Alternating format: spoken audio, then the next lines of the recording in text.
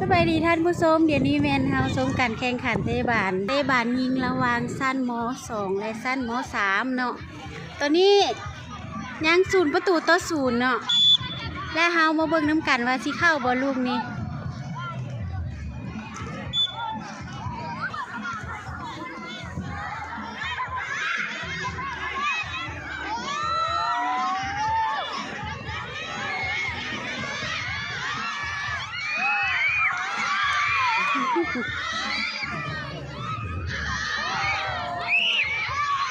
อ้าวลูกนี้สิเข้าหรือบ่อยู่ตะหน้าประตูบ่เข้าสรุปผลการแข่งขันเตะบาลยิงระหว่างสั้นม3และสั้นม2เห็นได้ว่าสั้นม3เอาชนะสั้นม2ไปด้วย1-0เนาะ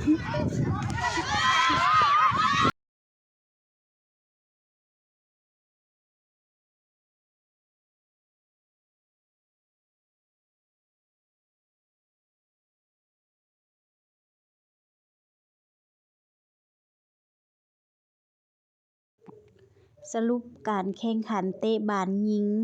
ระหว่างทีมสั้นม3และสั้นม2เห็นได้ว่าสั้นม3เอาชนะสั้นม2ไปด้วย1-0เนาะ